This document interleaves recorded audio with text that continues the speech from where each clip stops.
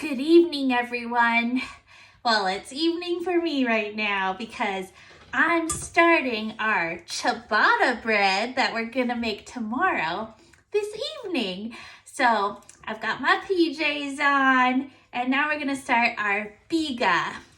What is a biga? A biga is a pre-ferment, which is kind of like what we use on our bagels. So it's gonna have 1/4 a cup of warm water, 2/3 a cup of flour, and just a little pinch of yeast.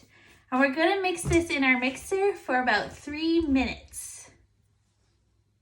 All right, our biga has mixed. We got this little dough baby, so much stiffer than the pre-ferment we used on our bagels.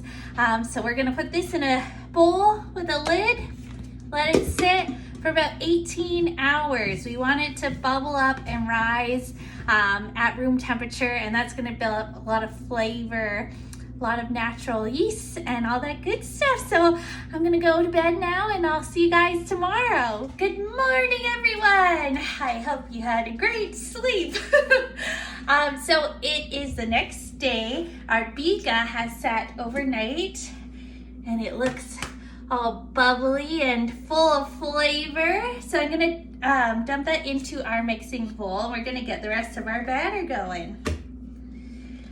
So to this, I'm gonna add 1 1/4 cups of flour,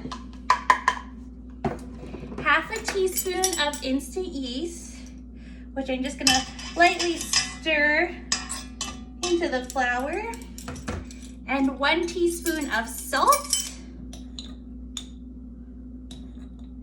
as well as 2/3 of a cup of warm water. And then I'm gonna mix this in my mixer for about 4 minutes on a lower speed. And this batter is gonna be really liquidy. That's what gives ciabatta its nice big air bubbles inside that are so delicious for slathering butter into. So I'll get that mixing and then I'll show you what it looks like after that. All right, it's been 4 minutes. So you can see the dough is still really sticky. It's still all over the sides. It's not in a ball like our other bread doughs have been, but that's perfect. Ciabatta dough is much more liquidy than those other doughs. So it's a bit of a different dough batter, but it creates my favorite bread of all time. All right, so I've got this sticky gloopy mess. I'm gonna put it into a greased bowl, or I'm actually gonna use this greased Pyrex that I have a lid for, just to kind of keep it more in a rectangular shape, as you'll see when we fold it in a little bit. So this is gonna proof at room temperature for 1 hour until it's doubled, and then we're gonna do some folding. We'll see you then. So our dough has sat for an hour. It's proofed a little bit. So now we're gonna fold it over 4 times, and this is gonna help build up gluten. Since it's so watery, you can't build as much up when we needed it. So this is kind of replacing that, which is gonna help us get those big air bubbles. So I'm just going to fold it over, turn it, fold it over, turn it, fold it over, and turn it and fold it over. It's a little bit goopy at the bottom. Or that's it. Now we're gonna leave it for 1 more hour with a lid. Our dough sat for another hour. It's got all ginormous again. So we're gonna do the same thing. We're gonna do 4 folds.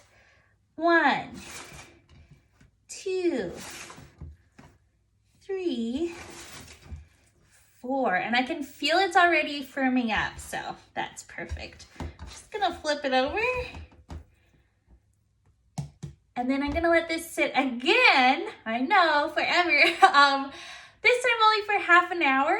While that's sitting, I'm gonna heat up our oven to 450. And I've also put a tray at the bottom of my oven. You can kind of see just down here. And we want that to heat up too because we're gonna steam our bread once it gets in the oven. turn our oven into a bread oven.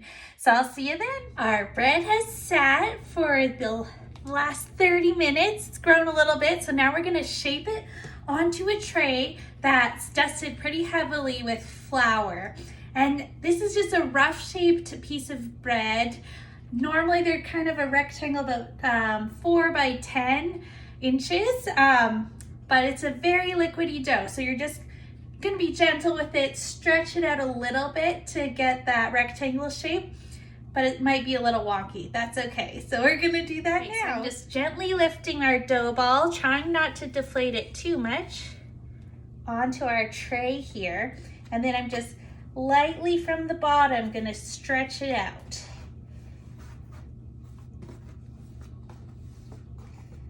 And it's okay if it has these big air bubbles, that's perfect. Just let them be. Trying to make it a bit even. Okay. That looks pretty good.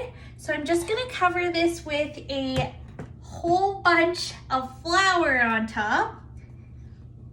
This is a traditional thing for the ciabatta, but that flour is also gonna help us when we have to proof it for another 30 minutes, but I can't fit it in a container, so I'm just putting a dish towel on top. So that's gonna proof half an hour. Oven's heating up with that pan at the bottom, and then we're gonna bake it. So our ciabatta dough has sat and proofed, and it looks all poofy now, so we're gonna pop it in our oven. And then I have this pan in here that I had put in earlier at the bottom, so it's nice and hot. And I'm gonna pour in about 1.5 cups of water. And then quickly close the oven. And we want to trap all that steam in there. It's gonna steam our bread while it cooks so it can stretch out. And then it's going to be evaporated and we'll be able to get a golden brown layer on the outside. So that's gonna cook for probably about 25 minutes, but we'll see you then. Our ciabatta bread baked for about 20 minutes until it was golden brown. And when I tapped it, it sounded really hollow. And look how delicious it is. I'm so excited to eat this. I'm just gonna eat it with balsamic and oil. Yes, it's gonna be amazing. Awesome. Well, thanks for baking ciabatta with me. It was a all-day process, but totally worth it for this delicious bread. I'll see you guys tomorrow.